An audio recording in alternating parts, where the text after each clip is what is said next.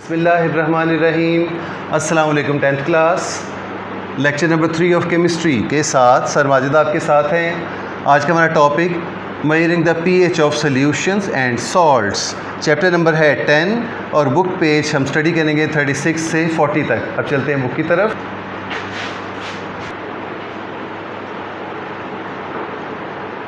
जी तो पहला सवाल है आपके सामने, यूनिवर्सल इंडिकेटर, पेज नंबर है 36। यूनिवर्सल इंडिकेटर्स क्या होते हैं?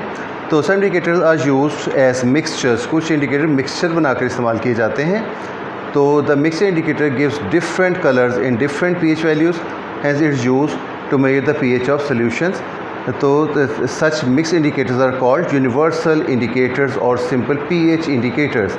तो the pH of solution can be measured by dipping the piece of universal indicator paper in the solution. The pH is then found by comparing the color obtained with the color chart as shown in figure. Figure में आपको colour chart नज़र आ रहा है, इनके जो numbers लिखे हुए हैं। तो जिस कलर से भी वो यूनिवर्सल इंडिकेटर मैच करेगा सोल्यूशन में डुबोने के बाद, उतनी ही उसकी पीएच होगी। और उसकी पीएच 1 से 6 तक है तो वो एसिडिक है, अगर उसकी पीएच 8 से 14 तक है तो वो बेसिक है, और अगर उसकी पीएच 7 है तो वो न्यूट्रल है। अगला सवाल आपका पीएच मीटर। पीएच मीटर एक मशीन है जो पीएच मालूम करके यूज़ की जाती है। इसके डायग्राम आपके सामने है। The pH of solution can be measured with this pH meter. It consist of a pH electrode connected to a meter. तो the electrode is dipped into the solution. electrode को solution में dip कर दिया जाता है and the meter shows the pH either on a scale or digitally. तो it is much more reliable and accurate method of measuring pH. तो ये ज़्यादा काबिल एतमाद और बिल्कुल सही तरीका है pH मालूम करने का देन यूनिवर्सल इंडिकेटर पेपर वगैरह। तो the latter is often more convenient। वैसे तो ये बहुत ज़्यादा कन्वीनियंट है, ज़्यादा बासहूलत है। जी अब हम आ चुके हैं पेज नंबर 38 पर। तो सवाल है हमारा, व्हाट आर सॉल्ट्स? नमकियात क्या होते हैं? Salts are ionic compound generally formed by the neutralisation of an acid with a base. Acid base को आपस में मिलाकर जब न्यूट्रलाइज करते हैं तो बनते हैं सॉल्ट्स। ये होते हैं आयोनिक कंपाउंड्स। अगला सवाल है, some characteristic properties of salts.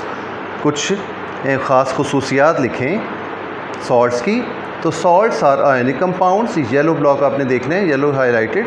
Salts are ionic compounds found in crystalline form. They have high melting and boiling points. Most of the salts contain water of crystallization which is responsible for the shape of crystals। तो ज़्यादातर salts में water crystallisation पाया जाता है जो crystal की शक्ल बनाने में अहम किरदार अदा करता है। Number of molecules of water is specific for each salt. तो पानी के मॉलिक्यूल्स की मिकदार जो है, तादाद जो है, वो हर सॉल्ट के लिए मखसूस है। And they are written with the chemical formula of salt. तो जो केमिकल फार्मूला सॉल्ट जो होता है उसके साथ लिखा जाता है। बस कॉपर सल्फेट से लिखा जाएगा, उसका फार्मूला CuSO4 साथ लिखे 5H2O। इसका मतलब है कॉपर सल्फेट की एक मॉलिक्यूल में 5 मॉलिक्यूल्स होते हैं पानी के। Calcium sulphate CaSO4 2H2O। तो कैल्शियम सल्फेट के एक मॉलिक्यूल में 2 मॉलिक्यूल्स होते हैं पानी के।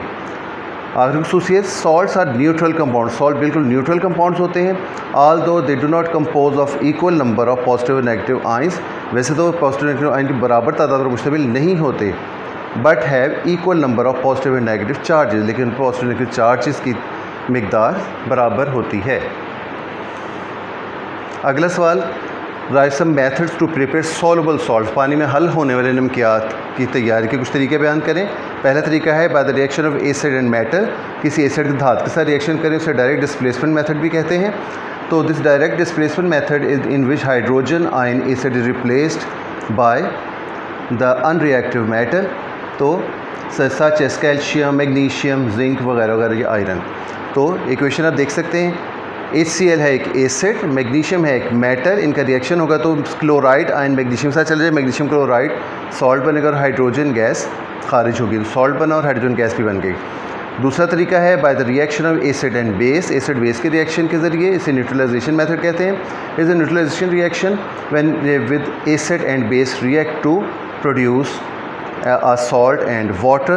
तो HCl हाइड्रोक्लोरिक एसिड है एक एसिड और Na सोडियम हाइड्रोक्साइड है एक बेस, इनके रिएक्शन से बना NaCl सोडियम क्लोराइड खाने वाला नमक और साथ बना H2O यानी कि वाटर। आखिरी सवाल आज के लेक्चर का, write method to prepare insoluble salt. ऐसे हम क्या जो पानी में हल नहीं हो तो उनको बनाने का एक तरीका बयान करें। पीछे आप प्रेसिपिटेशन ऑफ हाइड्रोक्साइड्स भी पढ़ चुके हैं, इसी किस्म का ये है। In this method usually solution soluble salts are mixed, soluble salts solution को मिक्स किया जाता है during reaction exchange of ionic radicals. Ionic radical का एक्सचेंज होता है तो metallic radical exchanges with acidic radical, तो धाती रेडिकल जो है वो तेज़ाबी रेडिकल के साथ एक्सचेंज हो जाता है, अदला बदला कर लेता है और takes place to produce two salts. तो दो नए नमकियात बनाते हैं। One of the salts is insoluble, उनमें से एक नमक होता है ना हल पजीर और दूसरा होता है सॉल्युबल।